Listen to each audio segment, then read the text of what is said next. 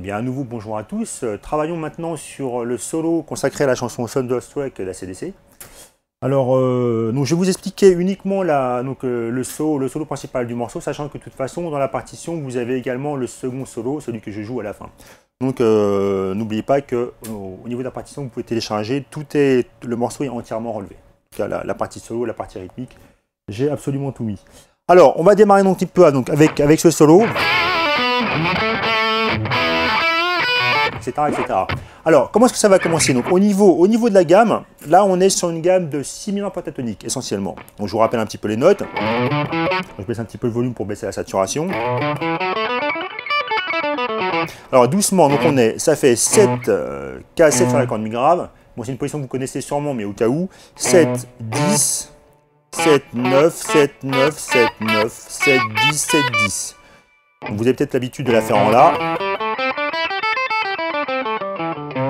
Mais là, pour la tonalité du morceau, on va la prendre en K7 pour la faire en 6 000 pentatoniques. Alors, comment est-ce que ce sympathique solo démarre? Alors, donc là, on va démarrer. Là, au niveau doigté, je suis avec 3e et 4e doigt. Sur l'accord de Sol et l'accord de Si. On va faire 2 bends. On fait le bend, on relâche, on recommence. On va terminer ça, on va faire... Vous voyez que on va retirer nos 2 doigts pour faire un pull-off sur l'accord de Sol. Donc c'est assez fréquent comme effet. Alors je rebaisse à nouveau. Ouais, une fois que j'ai relâché le 2e bend, je tire les cordes pour faire un pull-off. Et c'est ma cassette avec l'index qui récupère le pull-off. Et ça se termine. On est sur la case 9 de l'accord de Ré. Donc ça c'est le début, si on peut dire. Vous voyez, je refais. On peut venir slider. Donc, il y a pas mal d'effets de glisser dans ce solo. Voilà. Là je suis venu pareil. On peut glisser jusqu'à la corde. Alors, la case de départ du slide n'a aucune espèce d'importance. Ouais, je démarre vraiment une case, la case de début compte pas. Celle qui compte, c'est vraiment la case d'arrivée, de façon à arriver à la case 9 sur notre 5e corde. Et on récupère la corde de La à vide.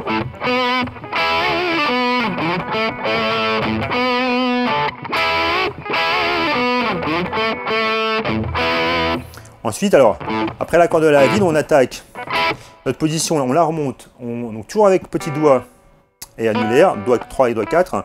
Cette fois-ci sur les cordes de Ré et Sol. Je refais le passage. Là. On va faire un pull-off à vide. Et on récupère la corde Sol à la case 9 qu'on bend d'un ton. Alors je refais un petit peu ça depuis le début.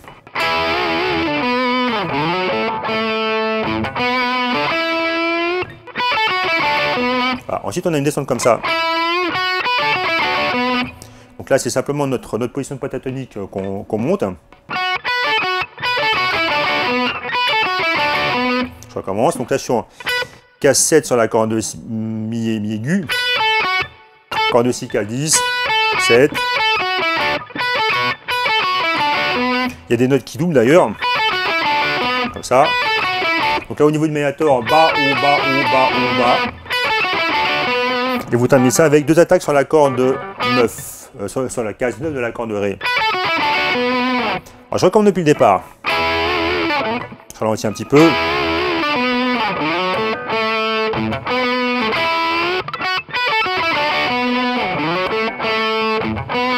Et ça termine pareil. Donc tout ça c'est la première phrase. Je refais.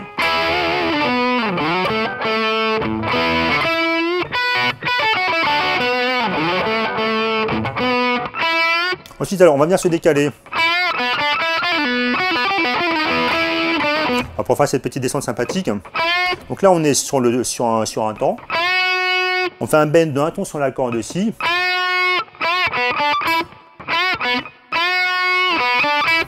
Voilà. Au niveau de mise en place, il faut s'arranger ensuite. Ça fait temps.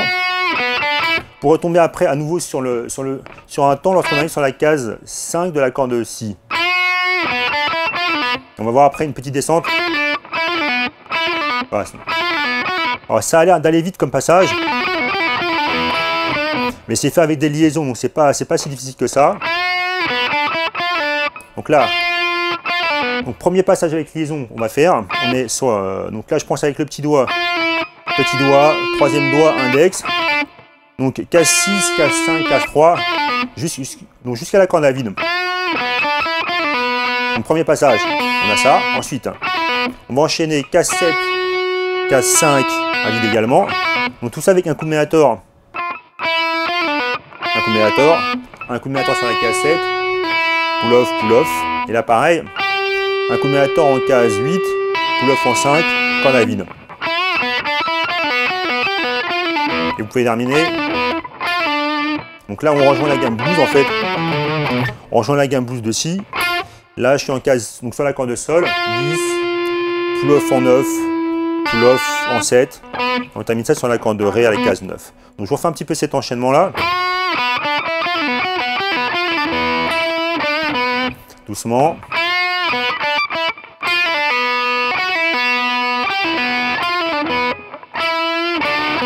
On termine ça sur la corde sol, 9, 7 et corde de Ré. Je recommence.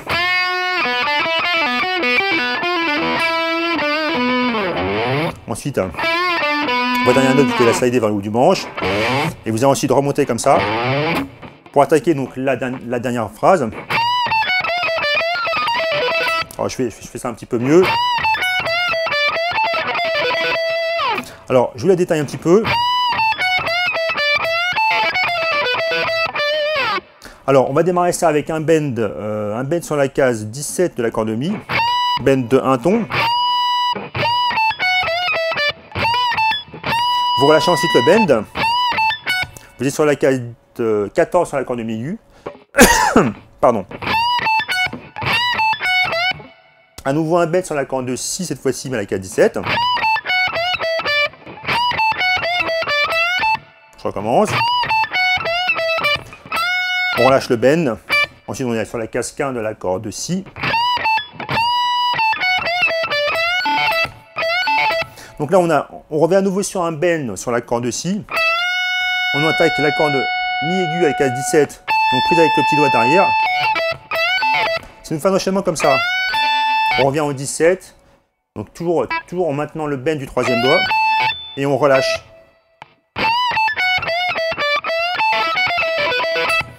Alors, je refais ce passage-là. Lorsque vous avez relâché ce bend-là, vous attaquez, on est à nouveau sur la corde de Mi aiguë, case 14, case 18, on va avoir un enchaînement comme ça.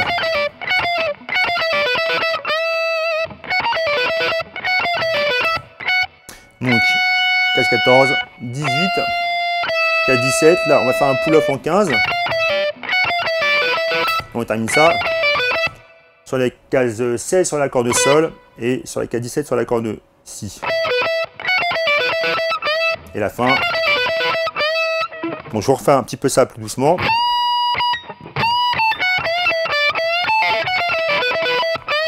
Je ralentis. Vous voyez, au niveau mise en place, on commence avec des triolets. 1, 2, 3, 1, 2, 3. Ensuite, ça s'enchaîne avec des doubles croches. On termine ça avec un bend qu'on peut un petit peu tenir comme ça sur la case 15 de la corde de Si. Et donc ce bend là, vous allez le slider vers le haut du manche. Ensuite, alors, on a plusieurs enchaînements donc, qui vont sonner comme ça. Donc 4 fois, c'est pratiquement 4 fois la même chose.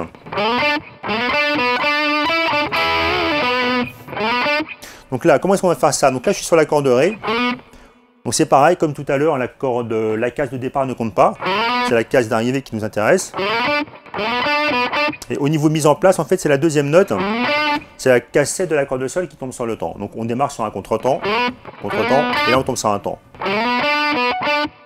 Donc on atteint notre corde de Ré, case 9, corde de Sol, case 7.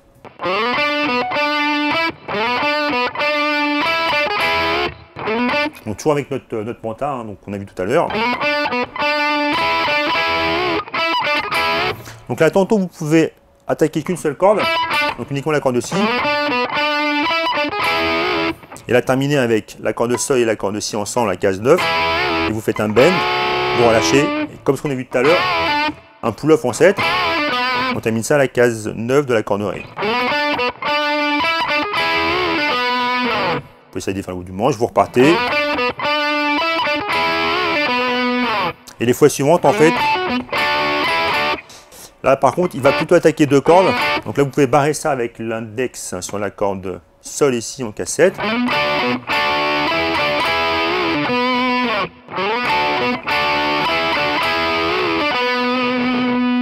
Vous pouvez terminer avec un bon gros pick slide comme on aime. Voilà, donc ça vous fait un petit peu le détail par rapport à ce solo là. Donc comme je vous disais, je ne vais pas forcément vous expliquer le deuxième solo, mais il est dans la partition. J'ai également relevé la partie rythmique. Tiens, essayons un petit peu donc, la partie rythmique du solo d'ailleurs. Alors, ça sonne comment déjà que je me souvienne? C'est ça. Donc là, vous avez vu, j'ai baissé un petit peu le volume pour pas être trop saturé.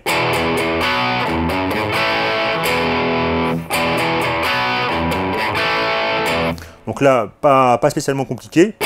Donc là, on est sur un Mi5.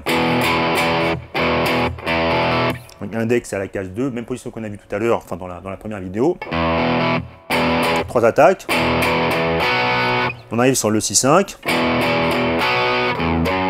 On prend la corde du Mi grave, à vide, case 2, case 5. Notre La5. On revient sur un contretemps sur l'accord le Mi5. Et on tourne.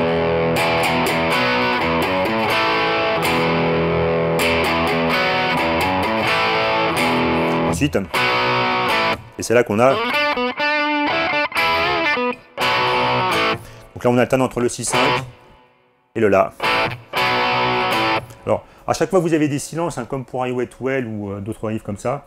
À chaque fois que vous avez un silence, plaquez bien la paume sur les cordes de façon à un silence qui soit propre, que ça sonne surtout pas comme ça. Voilà, avec des résonances qui vont un petit peu vous pourrir le son. Vous plaquez bien la paume et vous relevez la paume que lorsque vous réattaquez. Alors surtout, laissez également la paume bien plaquée comme ça lorsque vous manipulez, lorsque vous changez d'accord, pour éviter donc tout bruit parasite. Et ça démarre, ça continue. Ça démarre, etc., etc. Alors ensuite, moi je crois que ça reprend avec un riff du refrain.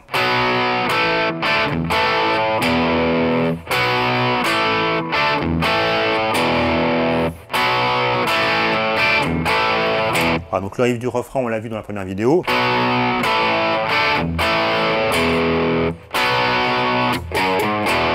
Donc il y a éventuellement ce riff là aussi.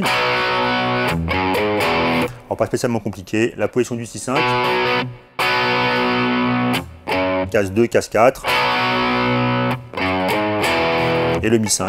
Index à la case 2. Enchaîner, etc., etc.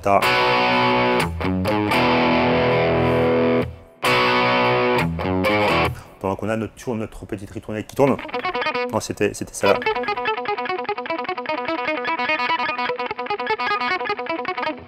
Excusez-moi de revenir là-dessus, mais j'ai pas pu résister. Voilà, bon bah écoutez, ça vous fait déjà donc un morceau super connu, très sympa à faire tourner. Donc bah écoutez, merci d'avoir suivi donc cette vidéo et il me reste à vous dire encore une fois à une prochaine. Bossez bien. Bye bye.